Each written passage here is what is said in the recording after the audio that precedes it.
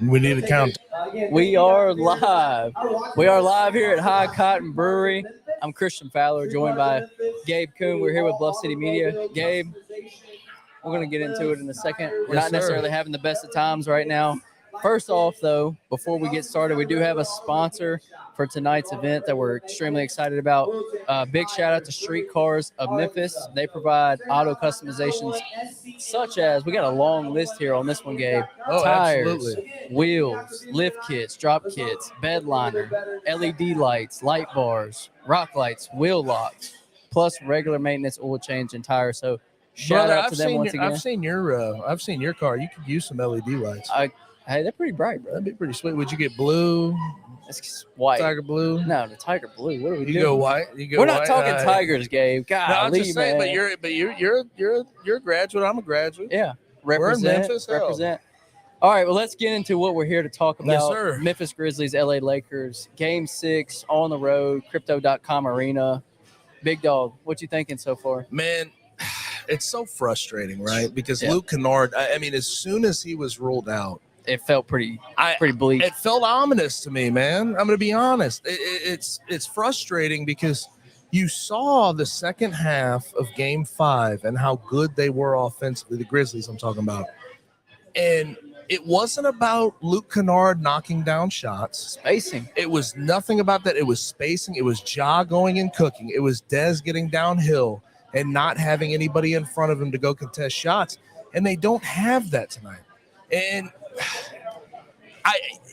we've had a tendency throughout this series to blame it on Dylan Brooks. And tonight we can't do that. Dylan Brooks has been actually very good. Yeah. Let me check this real quick from a field goal percentage perspective.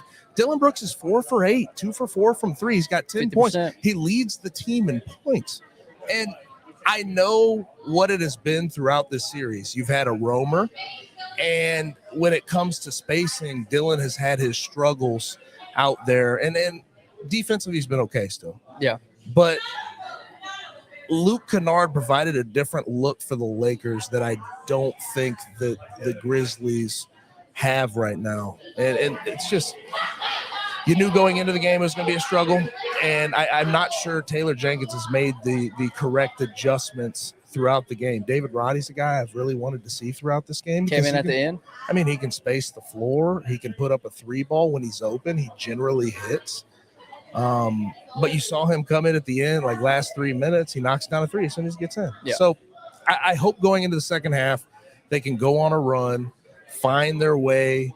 But right now, it really does look bleak. Down by 17 points, 59-42. Yeah, it's tough. And this is it. You don't win this game. This is win or go home. Down by 17 at the half. Dez and Xavier Tillman promised a Game 7. Yeah. Right? Yeah. So, I mean, with all that being said, it doesn't look good right now. As we've mentioned, down 17 at the half. You got to win this game on the road, hostile environment, playing against LeBron James, Anthony Davis. Yeah. We call it it's Crypto.com. It used to be Staples. Right. We call it the Crypt. I kind of like that name. Yeah. Not bad. The Crypt. Not bad. But I can't say I'm feeling good about it, man. I can't. What are your thoughts on the first half? Curiously. I just haven't seen any promise outside of maybe the first 4 or 5 minutes. Right. And that's when, as soon as the game came on, first 4 or 5 minutes, they looked comfortable. They looked like they were flowing. They looked like they were settled down early. And I was even talking to Kenny up here at the bar and was like, shout out Kenny Stubbs. Shout out Kenny behind the scenes. But I was talking to Kenny at the bar and I was like, they look comfortable. They look good. We talked about this in the pregame show with Daniel. If they can be comfortable from the beginning, they have a chance. They look good. They got out to a little bit of an early lead. Obviously nothing crazy. But it just felt like, okay, they're settled in. They're not sporadic. They're not making stupid mistakes. Right.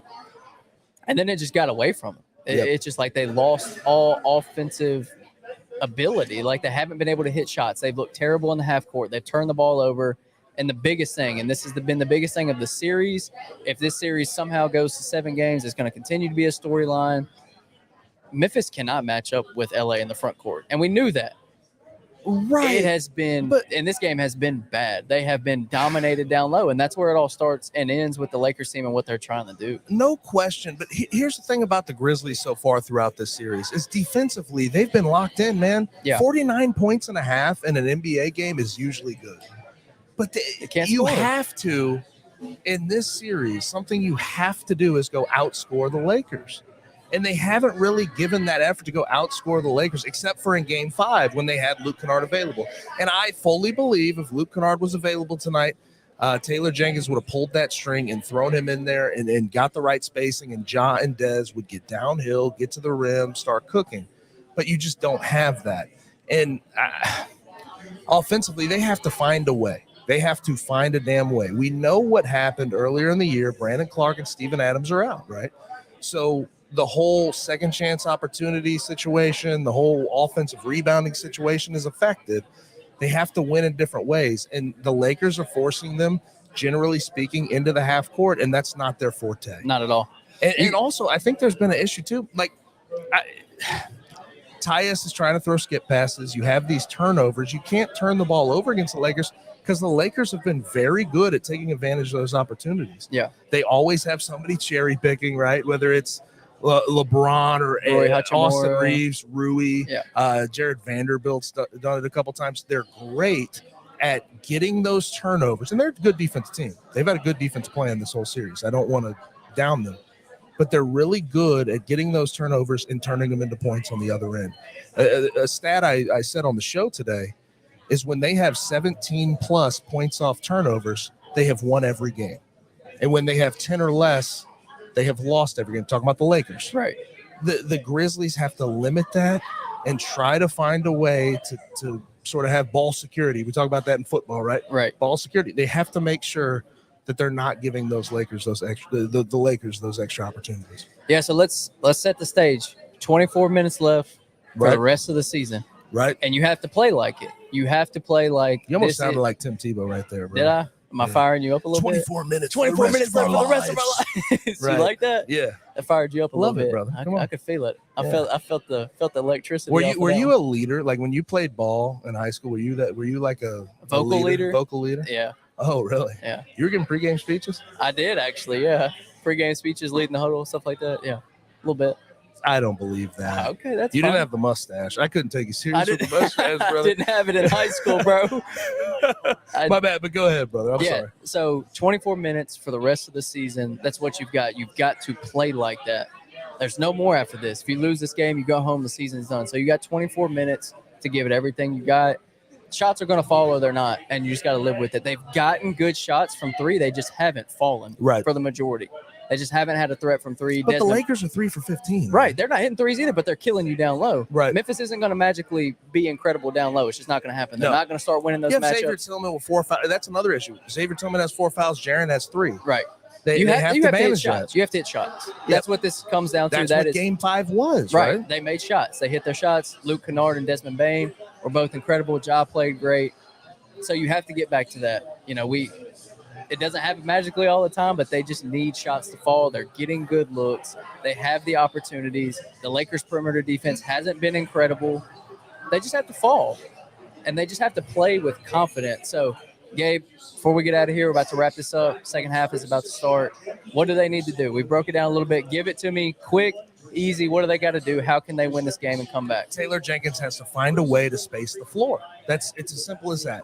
He played David Roddy at the end of the first half, and they found a way. He knocked down a shot, but that's it. They need to space the floor, continue the defensive intensity. It's not that hard. This game ain't that it is not that complicated. Right. No, completely agree. Well, we appreciate you guys for joining us for the halftime show. Hopefully the second half goes a little bit better. Is that a horn? That is a horn. That is a horn. Kenny Stubbs. Oh, my. This is the greatest producer ever, brother. He knows I love my horns. Hopefully the second half is a little better. Thanks for everybody coming out to Hot Cotton Brewery. One more time, I want to give a shout out to Streetcars of Memphis and everything they provide. Hit them up for all your vehicular needs.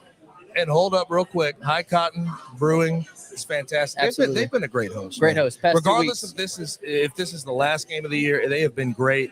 And they great beer. Absolutely. Great beer. I know you don't drink beer. I don't. If people listen to our podcast, they know you don't. But the Mexican lager is great. Thai Pale Ale is great. And they've been a great host. Absolutely. So tune in for the post-game show. Daniel Greer, Nathan Qualls will be taking that over. So regardless of the outcome, tune in, Twitter, YouTube, check them out. Hopefully the second half's a little better. Gabe, what's up? Hold up. Let me holler at him. All right. Let me holler at him. Go for it.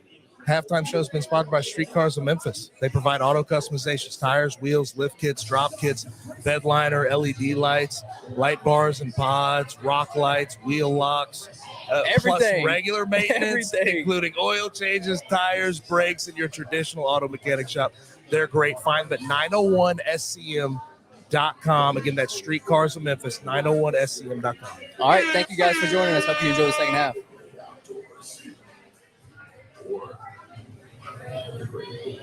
We good?